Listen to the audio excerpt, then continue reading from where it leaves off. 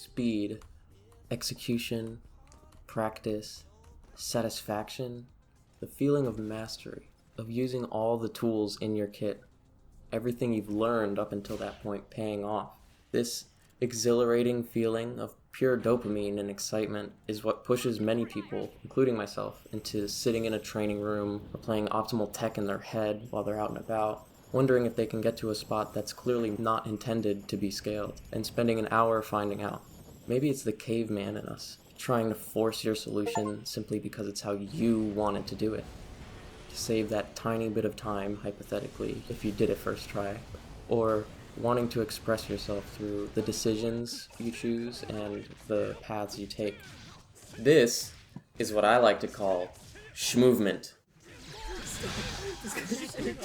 Oh my god, stop! It has many forms, and the exact line that defines the point where people say, yo, she's fucking schmovin', is different for each person. And it can change wildly over time, or just depending on your knowledge of the game, your skill, how much you've played, and your play style. Some games tailor themselves to help facilitate this feeling, but a lot of the time, a person's introduction to shmovement is through game communities they already have an interest in. Sometimes it could seem goofy on a surface level, like fucking Minecraft parkour maps, Roblox racing, or like moonwalking as a blue jay in space. It's all worth it because once you moonwalk, you swag so hard, your opponent is just he's just so distraught about the swag that's about to be bestowed on him, so. But like many others, I started on Source games, learning how to b-hop so I could play on my friend's Death Run server, practicing surfing and KZ just because it was fun to get my free kills, and having someone say like, holy shit, I didn't know that you could do that, feels really good. Or just because it was relaxing and rewarding to finish a map with slightly less deaths or a better time. Maybe I get a new PB or I find a new route that I think is more fun. It's just satisfying. With something like this, it's almost as if I'm learning another game and then being allowed to use what I learn in that game in another one I was already having so much fun in. Creating this feedback loop that caused me to spend literal thousands of hours in multiple games. Admittedly, I'm extremely rusty when it comes to Source games, but despite that, I really enjoyed relaxing and listening to music or just moving around while gathering the footage for this video, which is what Source games have always been to me, a comfort zone. Maybe it's just because I grew up on them, but they've always just calmed me down and relaxed me. Most of... I need to drink some water. Most of the time, however, schmoving is the furthest thing from relaxing. The kind of games that make your heart feel like it's gonna explode out of your chest, that feel blisteringly quick, like it's impossible to even keep up at first. Something like Armored Core 6.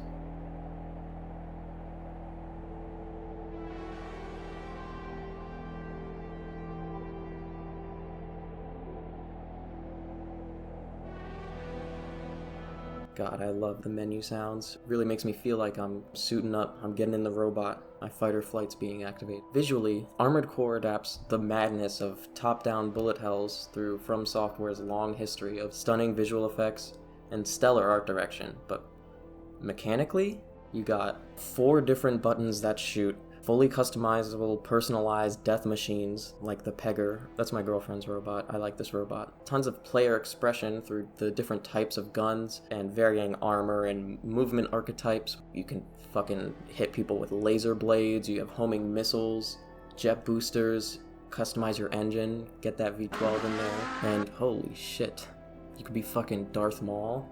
It has so many different enemies and they're so varied, from big to small, fast, slow, funny, terrifying, invisible. For some fucking hate those guys. Wonderfully memorable boss encounters like this. Recalibrating sights. 90%. Output at 100%. Secondary shield down. You got 13. That's your kills. He so fucking cool, dude. Holy shit. Lightning fast movements and ultra precise timing, full speed homing rush, and it even lets you dash to the side and makes you do more stagger damage while you're doing it to promote aggression, and so much more. I mean, even besides all that, there's the jaw-dropping soundtrack and set pieces, an enthralling world with characters that I care for, even though I've never even seen what they look like. Just a voice and a robot. Sometimes not even a name, just a number. The campaign has branching story missions and endings that you can't even fucking access until you beat the game twice, and it doesn't get stale replaying it because, again, you get more missions and choices, which lead to different endings, and it's just kind of mysterious. You don't really know what the fuck's going on, but it's more direct than other From Software games.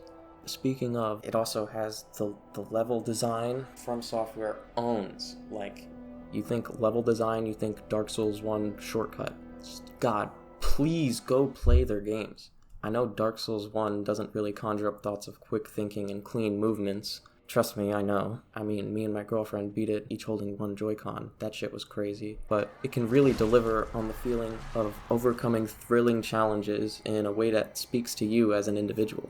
Branching out a bit to rhythm games, Osu, yes I know, and Eterna, for example, most opt to keep the screen as clean as they can, with as little distractions, bar a few anime girls or maybe some slick line art. This is almost required at a certain point, so your brain can actually process the colored circles and time it to the breakcore noise vomit in the background. I like the noise songs. Those who aren't used to looking at games like this tend to default to one of two positions, and after consuming lots of different kinds of media and learning from my own experiences, I need to explain why I think these are harmful mindsets real quick. Many initial thoughts after looking at something like this is, oh wow, that must have taken a long time to memorize, that's cool. Usually, it's phrased in a less generous manner and accompanied with almost an accusatory tone, as if it bothers them to see it. And that's because it probably does. There's people who take the marvels of humanity, the infinitely large variable that is each human's personal potential, and the work that individuals do to become more of themselves, and use it as fuel fanning their own flames of self-pity. It bothers them because it reminds them that they aren't like that. Maybe they regret giving up on something, or not trying as much as they wanted to in the past. Maybe growing up they were compared to others and struggle not to do the same internally. Whatever the reason, strong emotions bubble up and confuse you, causing you to reject what you're seeing as a defense mechanism. I do have my PhD, so I know this. There is also that mindset, wow, that person is so lucky and talented, I could never do anything like that, which just comes across as a milder version of the former. I hate these mindsets. All you're doing is boxing yourself in, narrowing your horizons and limiting your potential. However you want to say it. No one is fully aware of everything they're capable of. Anyone can excel at almost anything with passion and dedication. Not everyone can invent world-changing tech or path out the laws of the universe. But remember, we're talking about smiling at colored screens and jumping like a bunny. If you wanted to, I'm sure you could spend some time in the training room and learn a bread and butter combo to beat up some people online, unless you think this dog is better at learning than you. I mean, look at him. That's a fireball motion. Come on, you can't complain. Speaking of, you can't talk about schmooving without mentioning its origin. Personally, I spent a lot of time chasing the highs fighting games provide in various forms. Traditional 2D fighters, anime, arena fighters, NRS platform games. Something about the 1 versus 1 most of the time, not being able to blame anyone but yourself for your wins or losses, no competing objectives besides beating the fuck out of the other guy before they fucking curb stomp you. As you get better and more familiar with the tricks the characters have, general punishes, and how you should express yourself with your current experience, it becomes all too easy to fall into the zone and just start getting into it. Like, shit, this fucking Cammy just keeps spamming Spiral Arrow. I gotta put on the pressure. For me, it's about learning the combos that feel good. Maybe I learn my corner combos, maybe I learn my air-to-airs, moving as fast as I can think, using what I know to stop my opponent from getting what I believe they want, while feeling clean and stylish. And also, I like to be just a little disrespectful. It's starting to get to the dangerous percent. Like that? All in good fun, of course. I think it's funny on both ends. I like it when people cross me up. It makes me laugh. It's like, oh shit, fuck, I just got fucked up. On the opposite end of the spectrum, Ultra Kill loves to dump hordes of demons, angels, distorted Greek legends, mannequins, and flesh on the player robot V1. Who the fuck made this guy? Expecting you to learn and adapt on the fly. This game is straight up distilled adrenaline packed to the brim with one-of-a-kind moments flooding towards you, daring you to try not to get swept away. There were so many times where I had to pause, process what just happened, and felt the need to exclaim, "Oh, this is just the pinnacle of game design. The peak of human creativity. The best fucking game ever made." Then fall back into the melodic chaos of gunshots, blood splatters, and a shockingly amazing soundtrack.